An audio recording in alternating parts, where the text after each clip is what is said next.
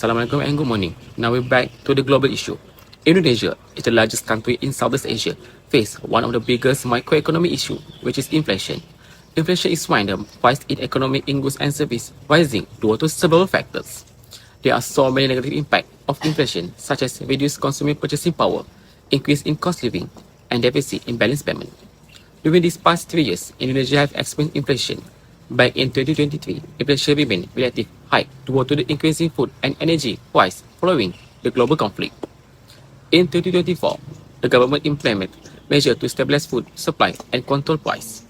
Lastly, in 2025, Indonesia managed to maintain inflation at more stable level that have been supported by monetary policy and government intervention. In 2023, Indonesia inflation rate decreased from 5.1% to 2.61%.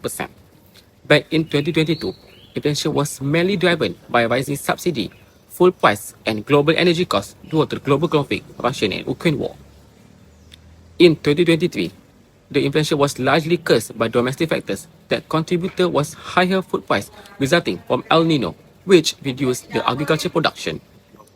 The extreme heat with temperature reached to 38.7 Celsius that caused lower soil, disrupted crop growth, and leading to lower yields of staple food such as rice and chili.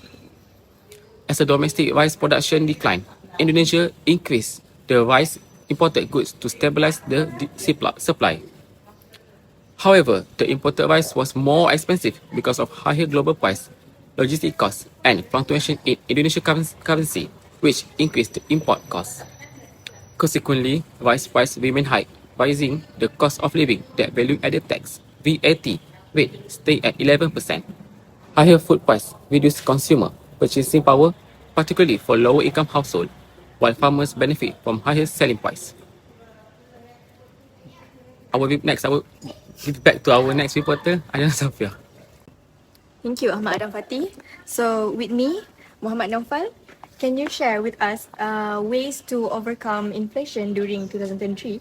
So in 2023, Indonesia implemented a contractionary monetary policy to reduce the money supply, full economic activity, and stabilize prices. According to my report, they achieved this through two main tools, which is the first is interest rate, they increase it. In October 23, Bank Indonesia raised its benchmark rate by BI7DRR by 25 basis point to 6%. They also adjusted the interest rate corridor, setting the deposit facility at 5.25% and the lending facility to 6.75%. So therefore, this made borrowing more expensive and encouraged saving, therefore it lowering money in circulation. The second tool is open market operation. They strengthened their open market operation by introducing three liquidity management instruments to absorb excess domestic liquidity and strengthen foreign exchange in markets. So the first instrument they use is SRBI, which means Bank Indonesia Rupiah Securities. It is to absorb domestic rupiah liquidity. The second instrument is SVBI, which means Bank Indonesia Foreign Currency Securities. It is to strengthen FX liquidity and attract portfolio inflows. The third is SUVBI, which means Foreign Currency Sukuk. It is to widen investor participation in Islamic finance. So when combining the 6% benchmark with the open market operation tools, it effectively managed market liquidity, stabilized the rupiah, and kept inflation within the target corridor. Okay, thank you, Encik Muhammad Naufal. Now back to our global news, Nurin Aisyah.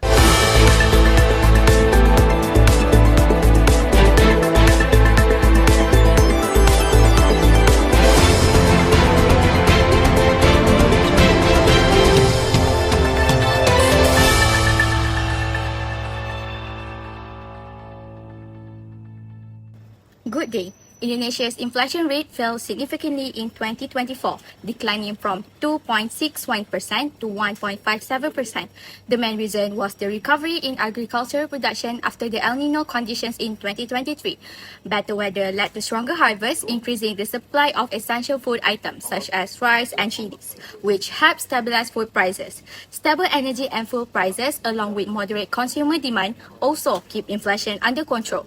Despite the overall decline, there were some mild inflationary pressures. Following the inauguration of President Prabowo Subianto in October 2024, stronger investor confidence boosted investment and market activity. At the same time, minimum wage increases of around 2% to 7% contributed to a slight wage push inflation effect. Overall, Indonesia successfully maintained low and stable inflation throughout 2024, supported by improved food supply and stable energy prices. For more analysis on this issue, our reporter is standing by with an economist. Let's go to the interview. Alright, thank you Nivin for the report. Now back with me, Ahmad Dafati with Sakif.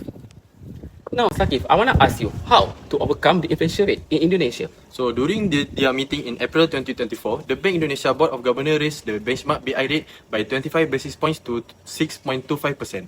Concurrently, the deposit facility and lending facility rates were also increased to 5.5% and 7%, respectively.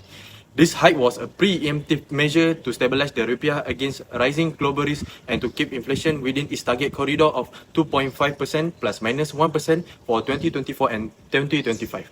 As a result of more expensive loans, consumer cut back on major discretionary purchases like housing and automobiles. At the same time, business reduced their borrowing and for new investment and expansion due to the higher financing costs.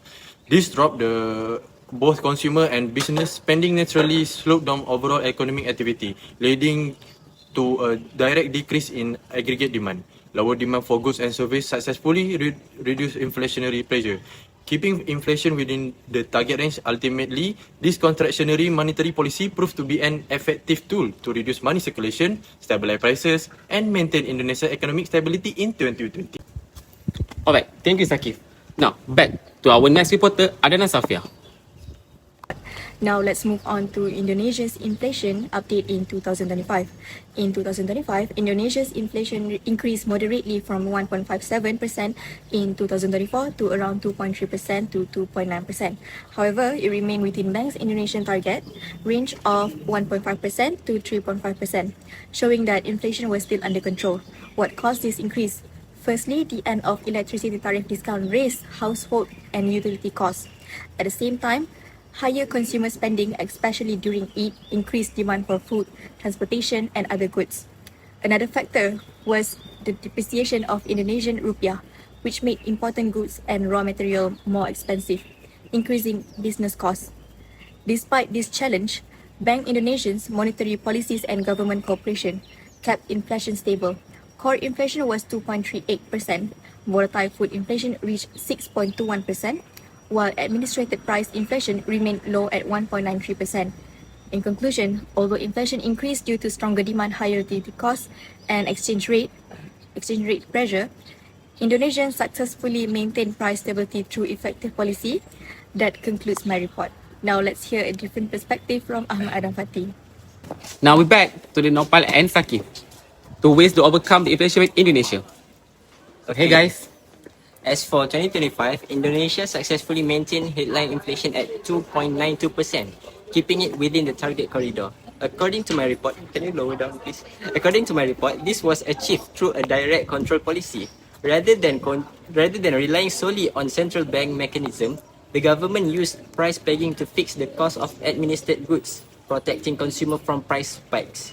This kept administered price inflation at just 1.93%. Through three main interventions. The first intervention is fuel price.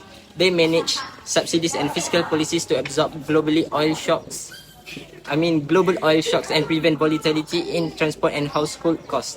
The second intervention is electricity tariffs. They regulated to shield manufacturing and retail industry from rising production costs. The third intervention is in public transport fares. They limit the fare adjustment to protect commuters, logistics, and tourism from sudden cost spikes. So, this direct intervention effectively kept the entire economy stable. Alright, thank you guys. Now back to the studio. That wrapping up our report on inflation in Indonesia for the past 3 years. Thank you. Back to the studio.